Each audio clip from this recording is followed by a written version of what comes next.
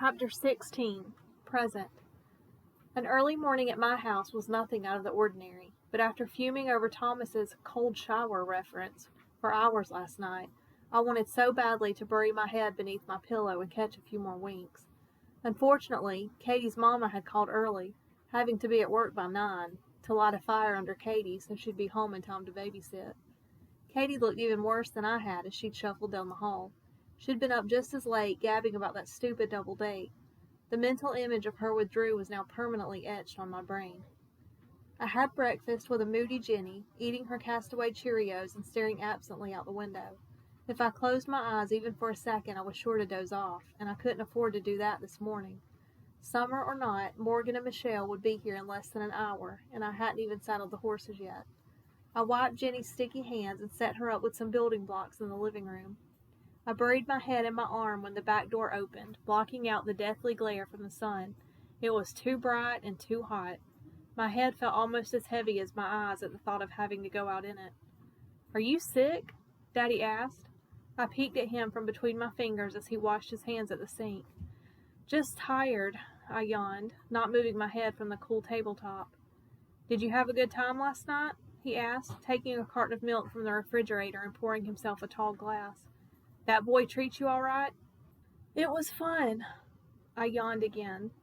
"You think you might be seeing him again?" he asked, holding the milk in my direction. I shook my head no, not bothering to tell him that Lucas had had a girlfriend and that she'd be back by the week's end. "If that were to change, you know the rules." He put the glass in the sink and came over to the table, his hands firm on the chair next to me. "I know you haven't dated in a while." That was the understatement of the century. "But now that you are going out again, the rule is, I get a sit-down before they take you out." Considering I was 19 and about to start college, it seemed a little late in the game for such a rule, but I didn't want to hear an "as long as you live in my house" speech, so I nodded my aching head in agreement.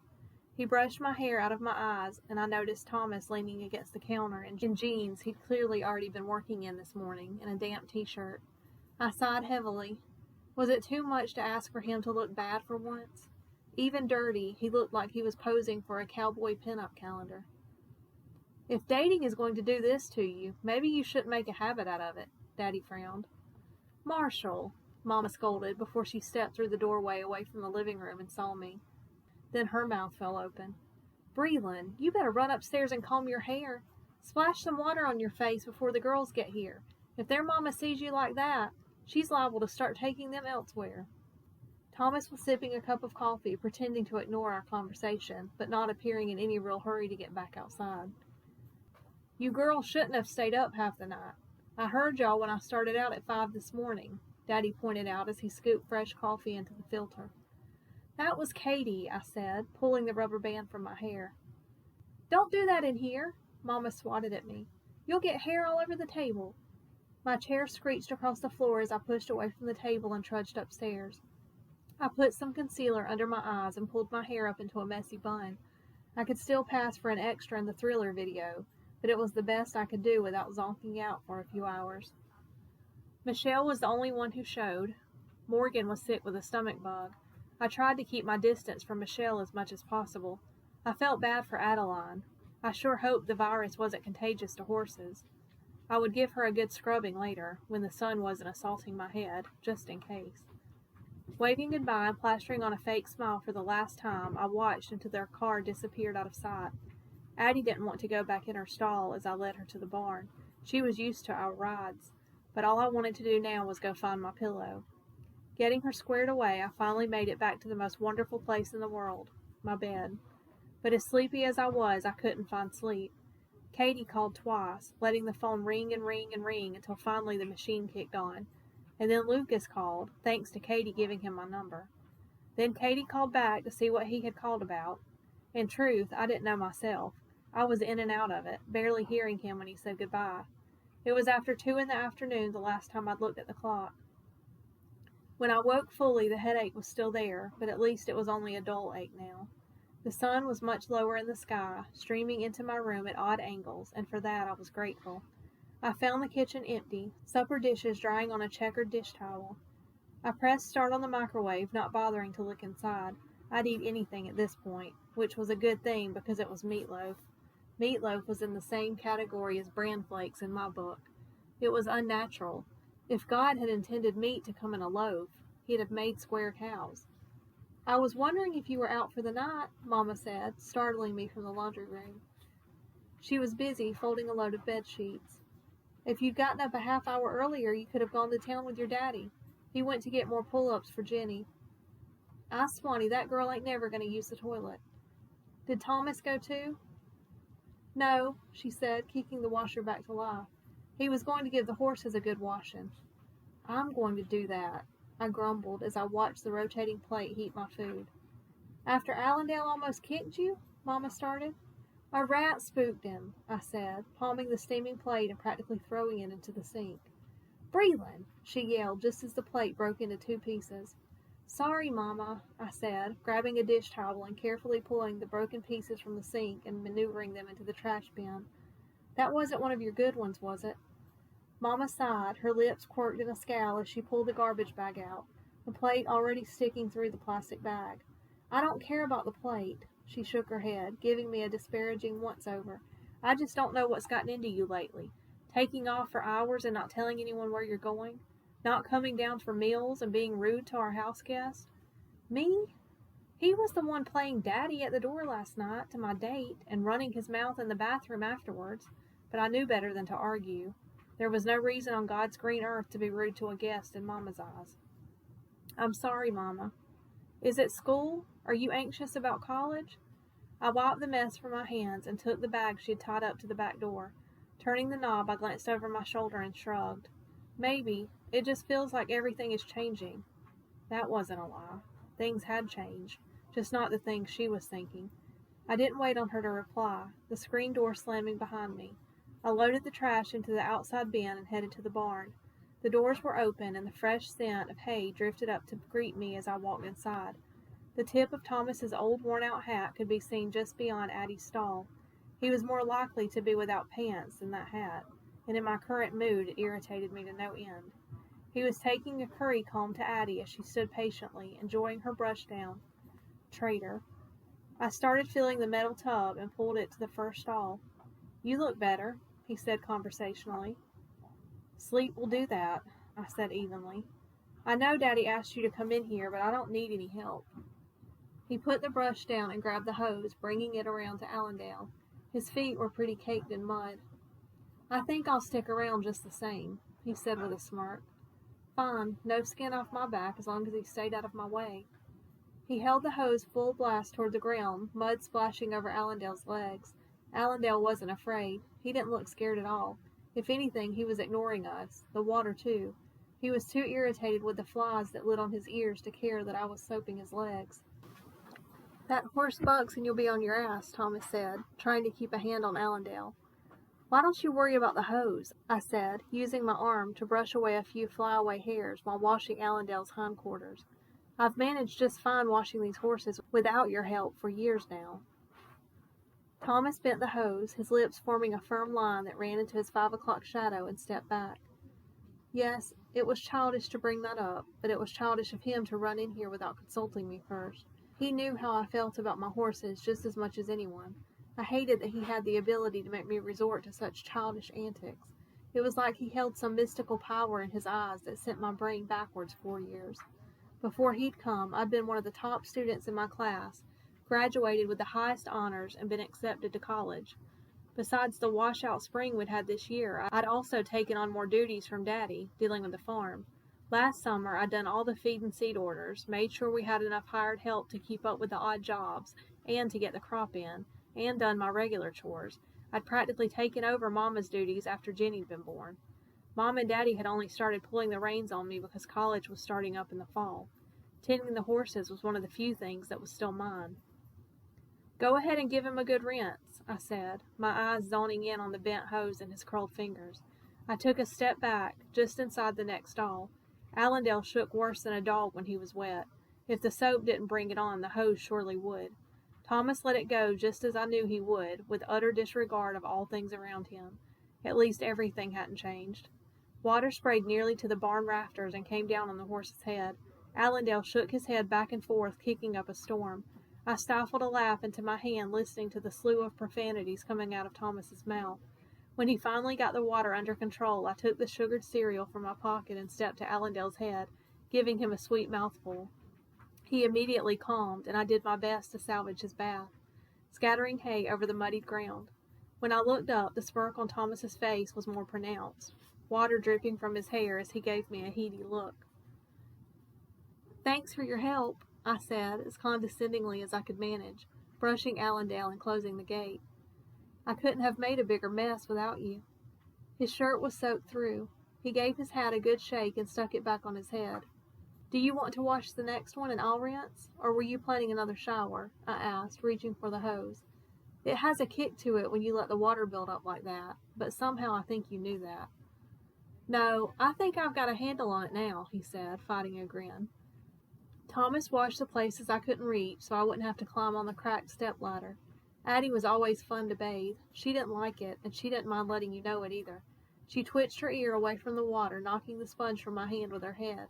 It was like washing Jenny in a lot of ways, except less squealing with the splashing. I tried not to focus on Thomas, who I'd noticed smiling as he watched me argue with Addie.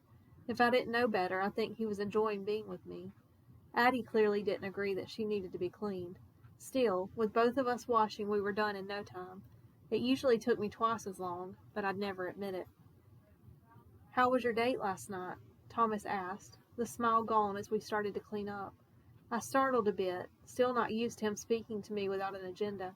He continued winding the hose while I cleaned out the brushes. "He was nice enough," I said, my eyes following him across the barn as he put the saddles and riding equipment away. Apparently he'd given them a good washing too. "Do you think you'll go out with him again?" Why did he care? "You heard me tell Daddy no." He looked at me knowingly, quirking a brow. He knew better than anyone that when it came to boys, I sometimes stretched the truth for Daddy. I sighed, closing Allendale's gate and dusting my hands on my damp cotton shorts. If he asks, I suppose I would. It wasn't a complete lie. If Lucas was going bowling with Katie and Drew again, I would probably go. I started adding fresh hay to the other stalls.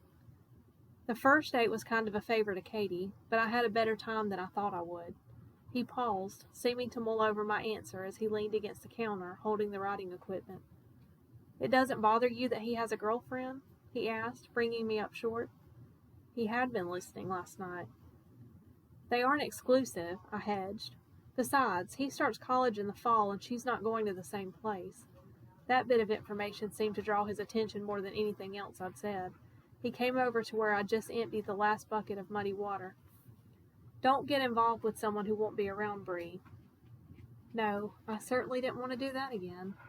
"Would you really want to have a long-distance relationship?" This question bothered me on a whole other level. Was that why he hadn't called in years? He hadn't wanted a long-distance relationship? "I'm sure it would be okay," I said, hoping my answer hurt him, but doubting it would. I'd have given anything to have been able to maintain a relationship with him, even if it meant one phone call a month. Anything would have been better than nothing at all. "The dorms are only a 45-minute drive," I continued, my mouth running on its own accord. Drying out the metal pail and placing them back on the hooks by the door, I did a clean sweep of the barn to be sure we hadn't missed anything. "Lucas mapped it out," I chattered away, if mapping it out meant pointing in the general direction of the college. Thomas cocked a brow, his strong arms crossing his broad chest. "Already thinking that far ahead, is he?" "I don't know, Bree. It might be time for a restraining order." "It was thoughtful," I countered, meeting him at the double doors. "All I'm saying is you shouldn't put all your trust in someone who won't be around in a few months." Yeah, I knew exactly how that felt.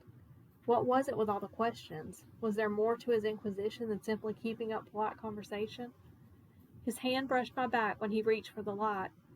I shook off the chill that started and stepped in front of the doors. "Does it bother you?" I asked, gauging his face in the last rays of afternoon sun that filtered in. "Seeing me with someone else?" If he could ask questions, so could I. He shrugged indifferently. "Just trying to watch out for you. I guess it isn't my business anymore, is it?" "Have you dated a lot?" I asked, leaning against the inside of the door so he couldn't lock it. "There were a few girls," he sniffed, sticking his hands in his back pockets. "Nothing serious." "So there's no one waiting back home?" He chuckled darkly, his eyes leveling me with a cold glare. Look who you're talking to, Bree. It wasn't like I was taking girls to sock hops and bringing them home to meet the parents. Hell, I was even lucky to have a room to bring a girl back to at all. I could have done without that last part. I didn't like where the conversation was headed. I didn't want to know the details. Not really. But there was a morbid curiosity keeping my mouth shut when he continued. Since I left here, he started, I've lived in one shitty hotel after another, and those were the good nights. His face was hard, his eyes searching mine. So yes, I was with women. That was the one thing easy to come by on the streets. You'd be surprised how many lonely people there are in the world. People who don't have a place to sleep at night. I felt like an idiot, and hoped the growing evening shadows hid the disappointment from my face. Of course, he hadn't waited for me. I was stupid to have entertained the thought at all. I moved then, reaching for the lock myself, only to have Thomas's hand grasp my arm and turn my body against the wall. With anyone else I would have screamed, and though there was an edge to his eyes I didn't recognize, I knew, deep down, he'd never hurt me. Not so fast, he challenged, the fire in his dark hazel eyes blazing a little brighter. What about you? He asked. I find it hard to believe that you joined a convent after I left. I thought seriously about lying, but Thomas would have seen right through it. Then you would have been wrong, I answered truthfully, feeling angry tears well in my eyes, but I refused to let them drop. He'd had enough of my tears to last a lifetime. There was no one else. You mean no one serious, he corrected, the lines on his forehead more pronounced as he tilted his head to the side, waiting for clarification that wasn't coming. I shook my head, biting my lip painfully to keep the tears at bay. No one at all. He grasped my arm, his voice alarmingly angry. Why would you do that, Breland? What was going on here? Had he wanted me to be with someone else? Of course he had. Help ease his conscience about all his liaisons. Well, tough luck, cowboy. I thought you'd come back. His eyes shut tightly as he pinched the bridge of his nose. You wasted nearly 4 years of your life. I tried to pull away, but his grip was too strong. I didn't waste anything. Now let go of me, Thomas. Yes, you did. You should have dated, Bree. That's what you do in high school. You date. You go out. His fingers were bordering on painful now, his face so close, his eyes still closed. My head spun as memories collided with reality. His intoxicatingly familiar scent filled my senses. I was so sick missing him, seeing him, and still missing him. I couldn't take it anymore.